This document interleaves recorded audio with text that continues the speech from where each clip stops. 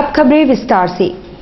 खरंगा झाड़ व घोड़ाबांधा क्षेत्र के 200 से ज्यादा दुकानदारों को वन विभाग द्वारा खाली करने का नोटिस दे दिया गया है। पुनर्वास की मांग को लेकर दुकानदारों ने शुक्रवार को सड़कों पर विरोध स्वरूप भिक्षाटन किया। वन विभाग की भूमि पर अवस्थित दुकानों व मकानों को वन विभाग द्वारा हटाने का सिलसिला जारी है। इसी क्रम में खरंगा झाड़ एवं घोड़ाबांधा क्षेत्र के 200 से भी ज्यादा दुकानदारों को खाली करने का नोटिस वन विभाग ने दिया है। बरसों से वहां दुकानदारी कर रहे दुकानदारों का कहना है कि उन्हें विस्थापित करने से पहले उनके लिए पुनर्वास की व्यवस्था हो। विरोध स्वरूप उन्होंने उपायुक्त कार्यालय के बाहर भिक्षाटन किया।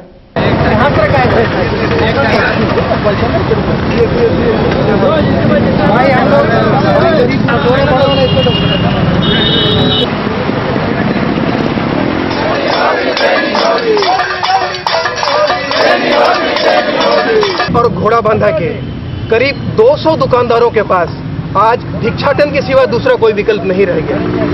वन विभाग की ओर से बार बार नोटिस देकर के मानसिक रूप से प्रताड़ित किया जा रहा है।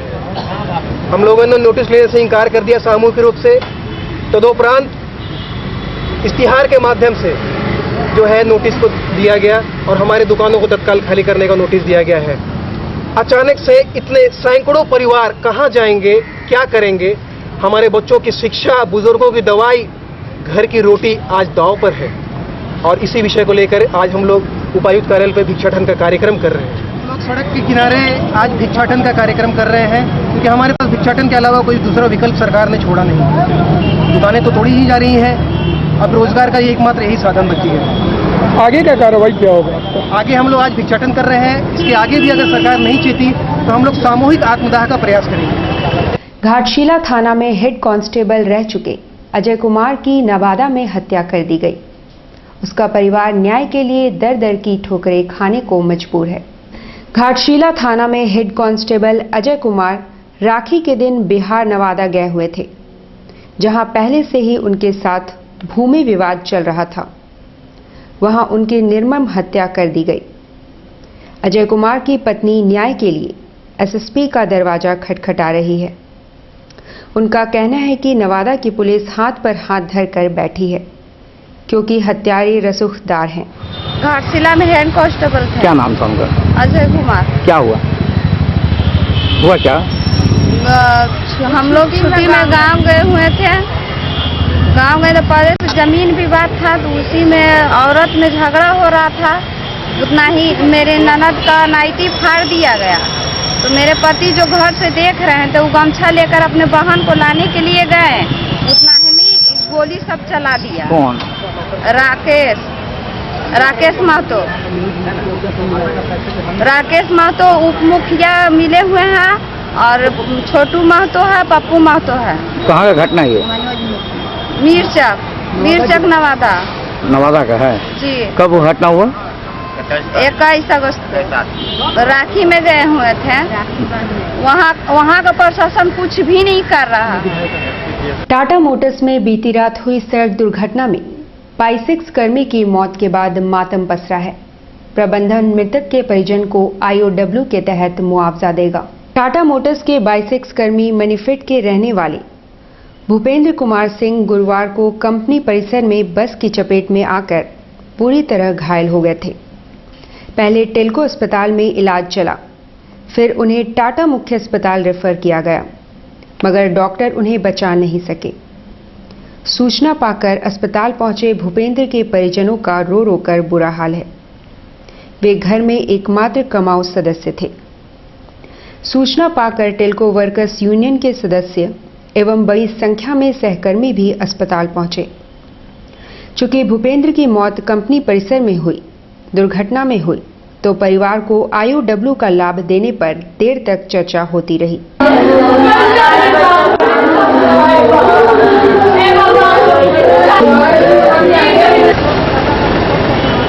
क्या IOW का केस है, तो IOW का बनता है। प्लस देखिए हमारे एक साथी था, वो सब बहुत दुखी है उनके से। ठीक है, प्लस मेरे साथी काम करता था, तो मेरे को तो और ज़्यादा पर्सनली दुख है, पर्सनली मैं जानता हूँ। नियंत्रण वाले क्या परिवार किसी को जो है कि नौकरी देखिए जो IOW केस होता है, IOW का जो बेनिफिट है वो IOW कल ड्यूटी पंच करके टेल्को में जा रहे थे, अंदर में बस साइकिल लगाए, बस आया कंपनी बस था, वो हमारा पीछे से धक्का पूरा पिटा गए। तुरंत इनको खरंगा झाड़ हॉस्पिटल में वो लोग ले गया, कंपनी का स्टाफ लोग। फिर वहाँ नहीं हुआ तो TMH में रेफर किया यहाँ रात को 11 बजे।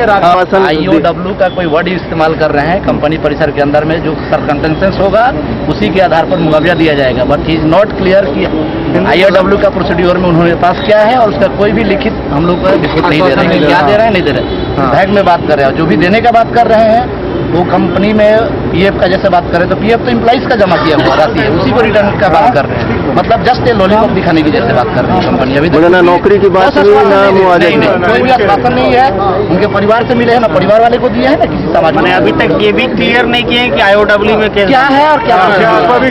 बुलेट ट्रेन और 4G के इस दौर में अभी भी आदिम जनजाति समुदाय के लोग जंगलों में नंग धड़ंग रहते हैं और कंदमूल पर निर्भर हैं।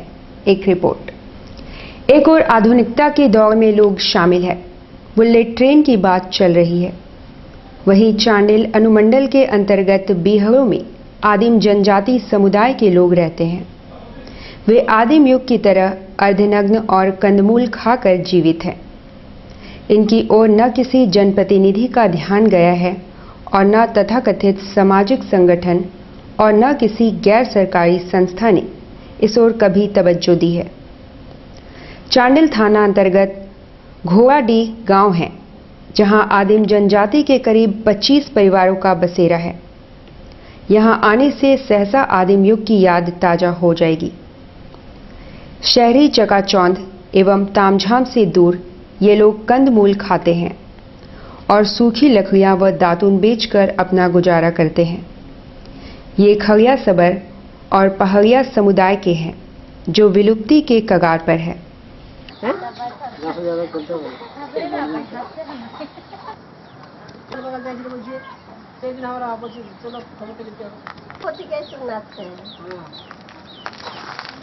गुजरते हैं कि जंगल से लकड़ी लाते हैं, फिर आप बेचने जाते हैं चांडिल।